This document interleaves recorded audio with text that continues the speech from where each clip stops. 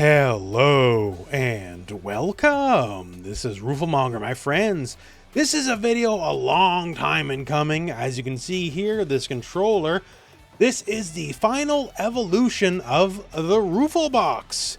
This is a controller that's been in one form or another for many years.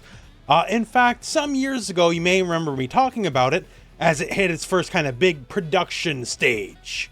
You may recall it looking something like this here with this beautiful art. So this was done here as a prototype for my specifications. If you're unaware of the story, bad left hand, wrist, forearm, bad everything there, right? Basically switched over to leverless for health concerns. Otherwise, I'd still be playing on stick. And leverless is the way to go, but I don't play leverless the same way everyone else did. I like having my hands outwards. And that's why I kind of came up with the whole 2-button thing, which has been something I've been messing around with for years now, and now it's sort of become the standard. I won't claim to have invented it, because I don't know if I am, but I was definitely ahead of the curve at the very least. So this was the prototype here. 2 thumb buttons here, multiple buttons just outside of the regular layout. This was the first working prototype, and here we are with the final model. Now, the final model isn't necessarily as final as you think, in a way that, because there's actually multiple ways you can have it, because this is for sale. I'm not necessarily here to shill you a controller, although I'm also not going to stop you from buying one. So, check the video description. There's all sorts of links there. The way we have this is however you want it to be is the way you will have it, because button layouts, all that kind of stuff, we got everything for you. And in this video, I'm basically just going to go over the story, all the fixins of what makes the controller work, why it works for me, and also some fun things you can do with it in various fighting games. So I guess first off, story time here before we get into it. Yes, this is the Furin FRS 3. So I worked with the Furin arcade owner for years and years now here, working on prototypes before we got to anything here. As you can see here, I have older board revisions, using the same art because that's kind of the way I am. Sometimes I mutilate some of these for parts, as you can see here. We go all the way back to like when I had various ideas like, hey, let's try a space bar instead of the traditional thumb button. When I was looking for help in the leverless realm some years ago, there's newer people in the space now, but I went to all the people who made leverless controllers at the time and just looking for help trying to get into the leverless game. And frankly, I was ignored by everybody except for Furin Arcade, and that's why I started working with them. I had my concerns. One, I'm a big boy. I like big things here. I want a bigger style controller. This is very comparable to a normal arcade stick in size, in terms of just overall width and thickness. And by the way, custom nameplates. Get it however you want. There you go. Just, chill, right? So that was one of the big things there, right? If you're in the market for smaller form factors, there's a lot of great stuff out there. Like friend of the channel, SGF Devices. They make lots of good stuff. We have, just base FGF Faust, the Alpha, and even then the Alpha, which is like the biggest small size you'll ever find. Even this, in comparison, is still much smaller, right? Versus here, you have room to rest your wrist. That's a big deal for me. Once again, wrist pain, forearm pain is a big reason why I've switched over time here. And just overall comfort. We have this also for comfort. Everything comes with a layer of memory foam. Very good high quality memory foam. If you're looking for that, just, for lap play, all that kind of stuff. Or the fact that, oh geez, I almost shook over the whole thing. It will stick when you're moving around. Don't worry, because I just almost destroyed my desk. So I was looking for basically a lot of form factors, and it led to this. We have this much larger scale than you're going to see in other leverless controllers device in terms of just height, width, length, everything. It's big, and that's the way we like it here on the Rooflemonger channel. But yeah, after many years, many revisions, we finally got what I would consider the final product. Working with the Furin Arcade, who already made quality stuff, and some of my input on some of the devices, we now have a very customizable controller.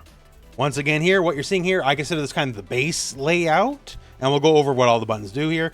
If you want a lot of buttons, you can have a lot of buttons, don't worry. Once again, everything is customizable. Hopefully here, I'm showing you a little bit of a diagram of how the website works. You can make the buttons do whatever you want to do here. Now that we have Street Fighter 6 up here, let's just show you an example. Obviously, we got 2 thumb buttons, And you can have one thumb button if you want. You can have them closer together, further apart. Like for me, right thumb specifically is jump.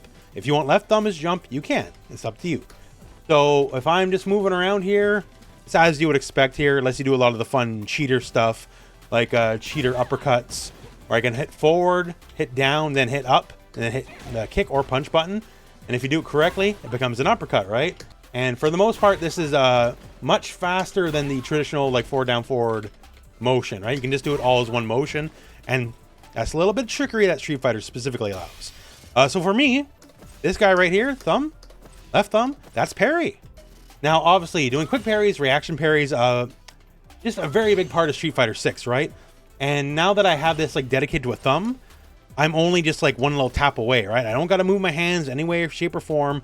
For the purposes of this device, this specific layout, I can just do this and it works, right? Anytime anything comes and needs a quick parry, boom, I'm good to go. Just one quick tap away.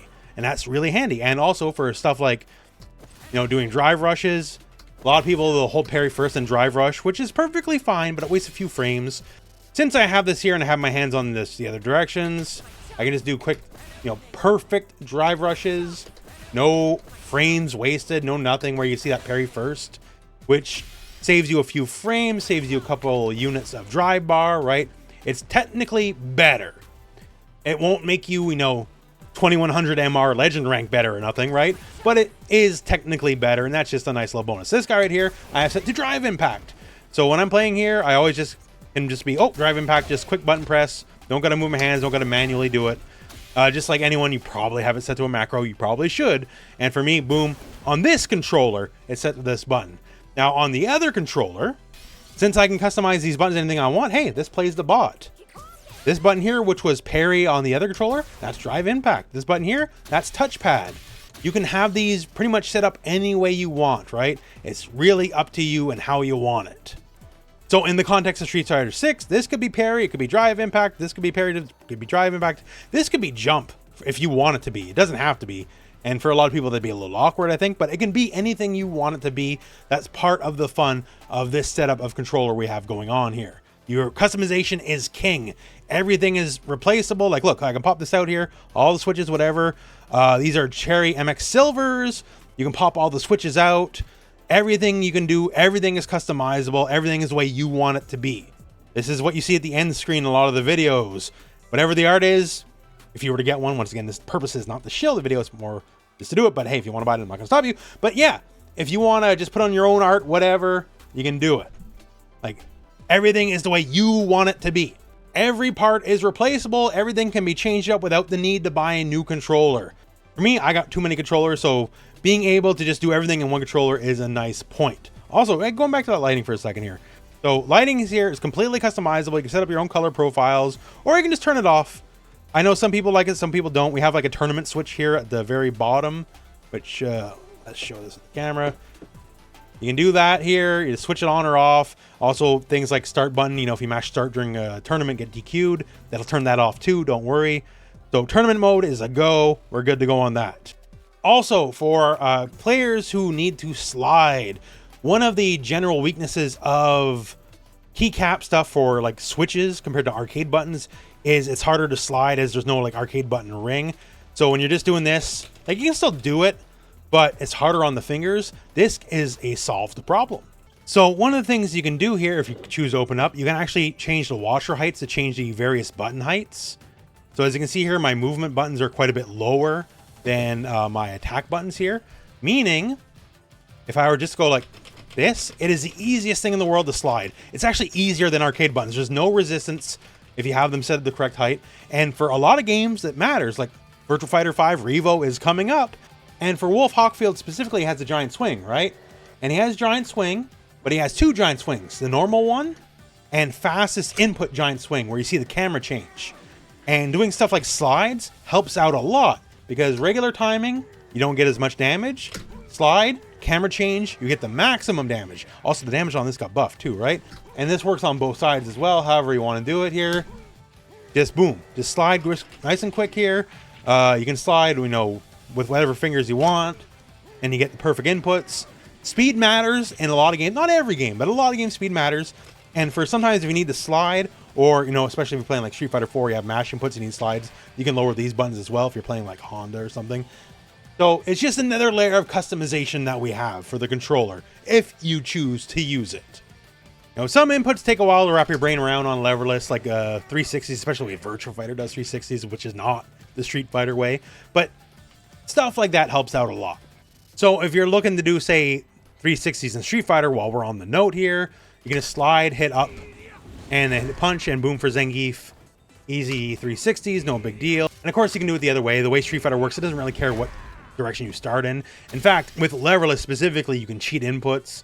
So I could go down, forward, back, up, punch, and that counts as a 360. And actually, that's kind of my preferred way to do 360s on leverless, because I just find it easier to compartmentalize than just sliding.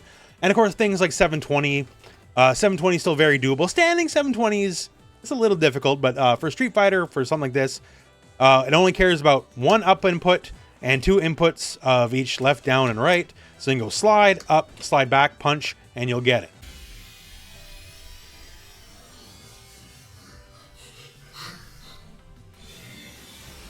And there you go, right? And see here, pretty much all just cardinal inputs, because sliding, you don't gotta worry about diagonals too much. And of course, you can do it a lot faster. It's Rooflemonger video. I'm going to talk about grappling command grabs, even regardless of what the subject matter is. That's how this works. So in the end, I finally have the controller I'm happy with. Very large space to rest my hands here for, you know, the long nights where I'm just in training mode for hours and hours and hours. I got to keep going. It was DNF Duel, the troubleshooter, specifically labbing him with the old arcade stick that almost put me in the hospital thanks to my issues with my left arm. And that's when I knew I had to switch up here.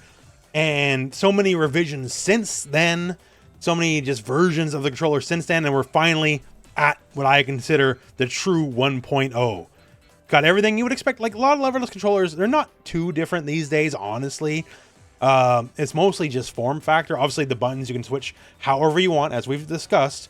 We got cool things like personalization. Everyone likes personalization, right?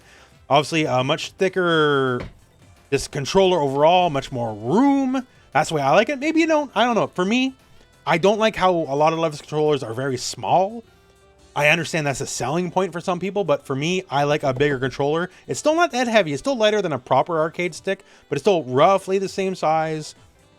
Easy enough to put in a bag. You know, won't fit in your pocket, I guess, but easy enough to travel with. I've already done it enough times. And this is where I'm at here. For, you know, games that are modern, like Street Fighter, you know, just conveniences like having certain moves like parry, drive impact on their own dedicated buttons. That helps out a lot. The fact that it's just very easy to do certain input tricks thanks to the various layouts that we have here. That just makes life just a little bit easier. Once again, it won't make you legend, but every little bit counts.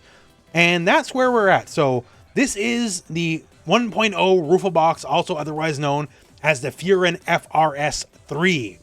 If you want to know more, if you want to mess around, see if you can get your own version that you would like, hey, check out the site. Otherwise, I just know a lot of people have been looking forward to the update, because this is something I wanted to update on for quite some time, but only now in recent times we finally have the final version of the controller, and just wanted to let you guys know. Once again, there's a controller out there for everybody. You know, once again, friend of the channel, SGF Devices. If you're looking for smaller factor stuff, they make really good stuff as well. If you're still in the arcade stick market, hey, there's a lot of good stuff.